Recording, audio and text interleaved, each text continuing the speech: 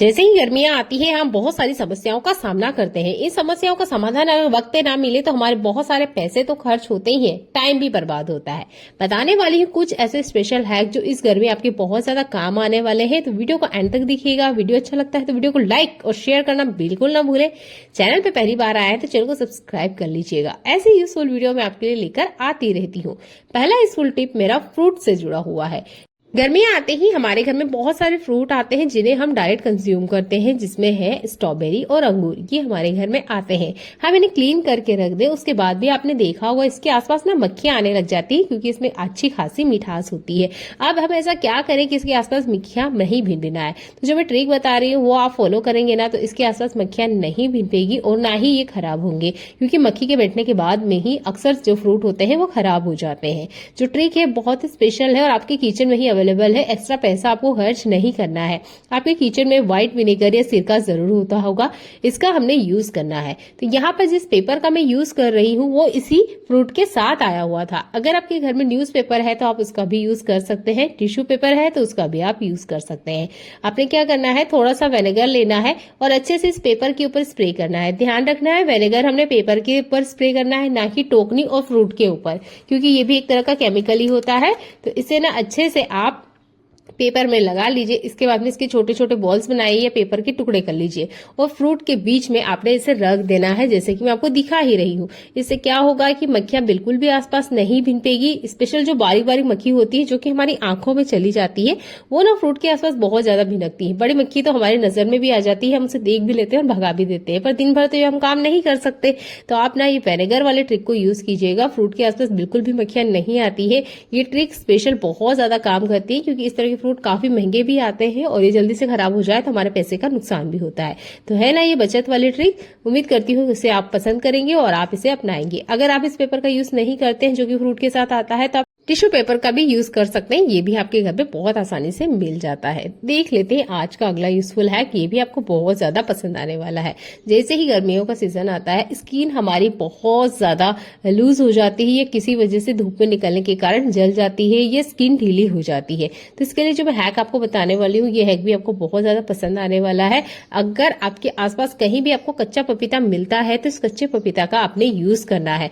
तो मेरे गार्डन में तो काफी सारे कच्चे पपीता है, इसलिए मैं आपको इसका यूज करके दिखा रही हूँ। तो अगर आप इस कच्चे पपीते के दूध का यूज करते हैं आपकी स्किन पर, तो जितने भी पिंपल्स वगैरह हैं वो तो मिट ही जाते हैं। धूप की वजह से जो हमारी स्किन झुलस गई है वो भी ठीक हो जाती है। तो यहाँ पर मैंने 2-4 कट लगाए हैं चाकू की मदद से, उसका दूध है वो एक बाउल में स्टोर कर लिया है। इसमें हमने कुछ एक्स्ट्रा ऐड नहीं करना है। अगर एक्ने की वजह से या पिंपल्स की वजह से कोई दाग वगैरह अगर आपकी स्किन पे आ गया है तो आप एक एयरबड ले लीजिएगा और उससे छोटे छोटे डॉट्स उन पार्ट पे या उन हिस्सों पे लगाना है जहां पे आपको पिंपल्स आ चुके हैं। तो कच्चे पपीते के दूध का आप इस तरीके से यूज कर सकते हैं। पपीते में होता है एंटीऑक्सीडेंट, विटामिन सी, मिनरल्स आदि है। इसके अलावा दूध में मौजूद पोषक तत्व और गुण स्किन का ग्लो बढ़ाने से लेकर एजिंग की वजह से स्किन पर होने वाले प्रभाव को कम करने में बहुत फायदेमंद होते हैं। उम्मीद करती हूँ ये वाला हैक आपको पसंद आया होगा और आप इसे यूज करेंगे। मुझे लिए तो बहुत ज्यादा फायदेमंद हुआ है, क्योंकि मेरी स्किन पे ना काफी सारे एक्ने के निशान आ चुके थे, काफी सारे पिंपल्स के दाग धब्बे भी थे। तो मैंने हफ्ते में सिर्फ इसे 2 बार अप्लाई किया है। बहुत ज्यादा स्किन पे नहीं अप्लाई करना है और 15 मिनट बाद नॉर्मल पानी से आपने क्लीन कर लेना है। अगला यूजफुल हैक मेरा कपड़ों से जुड़ा हुआ है। कपड़ों से जुड़ा हुआ ये हैक उन बच्चों के लिए बहुत ज्यादा फायदेमंद है। हमारे जो छोटे बच्चे होते हैं ना, बहुत बार वो हमें बोल के नहीं बता पाते हैं कि उनको इन स्टिकर की वजह से तकलीफ हो रही है या उनको इचिंग हो रही है। गर्मियों के सीजन में स्पेशली प्रॉब्लम होती है। तो जब भी आप नए कपड़े लेकर आते हैं तो इनका टैग निकाल दीजिएगा। नॉर्मल तो हम टैग निकालते हैं, कभी कभार हम भूल जाते हैं।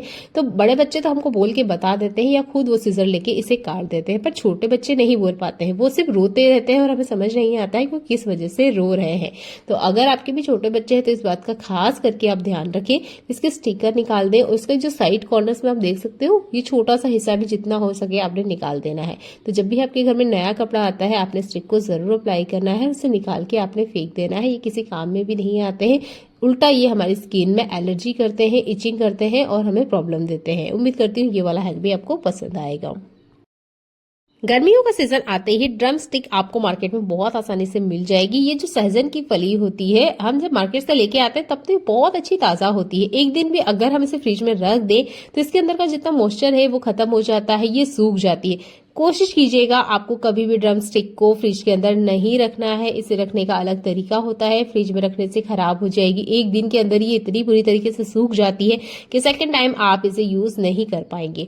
नॉर्मल पानी लीजिएगा, एक मोटा टॉवेल जैसा कपड़ा लीजिए या कॉटन का कपड़ा भी लेंगे तो चलेगा, पर मोटे टॉवेल जैसा कपड़े में काफी देर तक मॉइस्चर रहता है। तो आपने ना इसके अंदर आपकी सहजन की फली को रखना है। अच्छे से फोल्ड करके अगर आप रखेंगे और बीच बीच में अगर इस पे आप पानी छिटकते रहेंगे, ये हफ्ते भर तक बिल्कुल फ्रेश रहती है, सूखती नहीं है। सहजन की फली ला रहे हो या ज्यादा घर में आ चुकी है तो आपने इस तरीके से करके रखना है। हो सके तो इसका छिलका उतार के भी आप रख सकते हैं, पर बिना छिलका उतारे अगर आप इस तरीके से रखेंगे तो ये लॉन्ग टाइम तक स्टोर की जा सकती है। छोटा सा हैक है, जरूर यूज करके देखिएगा। सहजन की फली अगर मार्केट से लाते हैं अभी नहीं खाने में यूज कर पा रहे हैं या 1-2 टाइम बाद यूज करना है, तब तो ये ट्रिक आपने जरूर अप्लाई करनी है, नहीं तो आपकी सहजन की फली खराब हो जाएगी और आपके पैसे बर्बाद हो जाएंगे। तो उम्मीद करती हूँ ये वाला हैक भी आपको पसंद आता है। गर्मियों के सीजन आते ही तरबूज बहुत ज्यादा हमारे घर में आते हैं। बहुत बार ऐसा होता है कि तरबूज पूरा नहीं कंज्यूम किया जाता है, थोड़ा बहुत बच जाता है, तो इसे हम कैसे स्टोर करके रखें। पहला ट्रिक मैं आपको बता रही हूँ, आपने इसे कभी फ्रिज में नहीं रखना है। अगर फ्रिज में रखना पड़ रहा है या किसी वजह से आप इसे नहीं खा पा रहे हैं तो आप इस तरह की नॉर्मल प्लास्टिक जो हमारे घर में आती है, इसके अंदर आप इस तरीके से इसको अच्छे से व्रैप करके रखिएगा। अगर आपके घर में प्लास्टिक व्रैपिंग है तब तो बहुत बढ़िया बात है, आपको ये ट्रिक यूज करने की जरूरत नहीं पड़ेगी। बस उसको आपने फैला के इस तरह लगा देना है, वो अच्छे से ना इसके ऊपर चिपक जाती है, तो ये फ्रिज में आराम से रखे जा सकते हैं।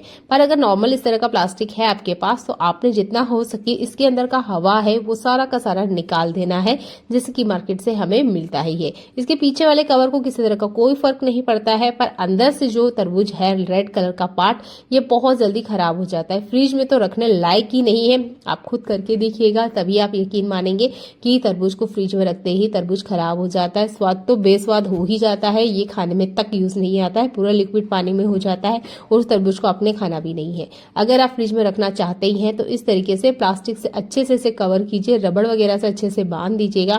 इसके अंदर जरा सी भी हवा नहीं होनी चाहिए, अगर इसके अंदर हवा होगी तो ये तरबूज भी खराब हो जाएगा। कोशिश कीजिएगा जितना हो सके तरबूज को खा लिया जाए, और अगर रखना ही चाहते हैं तो इस तरीके से प्लास्टिक से अच्छे से कवर करने के बाद इसे फ्रिज में रखिएगा। और ये फ्रिज में रखने का सबसे आसान तरीका है तरबूज को। तो उम्मीद करती हूँ इस गर्मियों के सीजन में आप इसे अप्लाई करेंगे। खुला तरबूज आपने फ्रिज के अंदर नहीं रखना है, आपका तरबूज खराब हो जाएगा। देख लेते हैं अगला यूजफुल हैक। आप भी बिगनर हैं और सहजन की फली खाना चाहते हैं तो ये ट्रिक ना आपको ध्यान से देखना चाहिए। देखिए, मार्केट से जब भी आप सहजन लेकर आते होंगे तो आपने देखा होगा सहजन के ऊपर एक अच्छा खासा कवर होता है, जिसे निकालना आसान काम नहीं होता है। अगर आप ये काम प्रैक्टिस में करते रहते हैं तब तो बहुत आसानी है। अगर नहीं किए हैं तो मेरे हाथों को ध्यान से देखिएगा। सहजन पे लगाना है आधा कट और इसके आराम से छिलके उतारना है। नाइफ की मदद से हल्के हल्के से अगर आप इसे उठाएंगे ना तो इसका छिलका बहुत आसानी से निकल जाता है। 1-2 बार आप ये इसे अप्लाई करेंगे तो आपको ना फिर आदत में आ जाएगा। इस तरीके से पूरे लंबे की लंबी स्ट्रिप जैसे ये निकल के बाहर आ जाते हैं। और सहजन की फली को खाने का यही बिल्कुल सही तरीका है। अगर आप सांभर वगैरह बना रहे हो तब तो इस ट्रिक को जरूर अप्लाई कीजिएगा। तो इस तरीके से बस आपने चाकू से पकड़ना है और ये देखिए लंबी लंबी स्ट्रिप्स मैं आपको निकाल के बता रही हूँ। तो इस ट्रिक को अप्लाई कीजिएगा और हाथों को ध्यान से देखिएगा। अगर किसी वजह से थोड़ा सा आधा कट जाता है या पूरी तरीके से इसकी स्ट्रिप बाहर नहीं निकलती है, तब क्या करना है। दोनों ही ट्रिक मैं आपको बता रही हूँ। पहले में तो आपने नाइफ की मदद से इस तरीके से जितना हो सके इसकी पतली पतली लंबी लंबी स्ट्रिप्स आपने इस तरीके से निकाल लेनी है, जैसे कि काफी सारा कचरा मैंने आपने निकाल के बताया ही है। अब क्या करना है, बीच में आपने कट लगाना है। यहाँ पे भी ध्यान देना है, आपने पूरी की पूरी सहजन फली नहीं कट करनी है। आधी फली काट लेने के बाद आधा आपने इसे लेफ्ट तरफ की खींचना है और आधा राइट तरफ की खींचना है। आप देखेंगे इससे भी जो इसकी स्किन है बहुत आसानी से बाहर आ जाती है। तो जिस पार्ट की स्किन निकल चुकी है उसी तरफ हमने फिर से चाकू लगाना है और फिर से आपने ऊपर नीचे लेफ्ट राइट करते हुए इसको फिर से छील देना है। तो इसकी जो कवर है वो बहुत आसानी से बाहर आ जाते हैं। तो इस सहजन की फली छीलने का सबसे आसान सा तरीका मैंने आपको बताया है। तो उम्मीद करती हूँ इस ट्रिक को आप अपनाएंगे और इसका छिलका है बहुत आसानी से निकल पाएंगे। अगर आप ये काम करते रहते हैं तब तो ये आपको बहुत आसान लग रहा होगा, पर ये ट्रिक उनके लिए बहुत ज्यादा काम आ सकती है जो कि बिगनर्स हैं और उनके लिए छिलका उतारना आसान काम नहीं होता है, क्योंकि निकलने का नाम नहीं लेता है। तो उनके लिए ये ट्रिक बहुत ज्यादा काम आएगी। अगर पसंद आती है तो वीडियो को लाइक कर दीजिएगा और अच्छा लगता है तो शेयर करना बिल्कुल ना भूलें।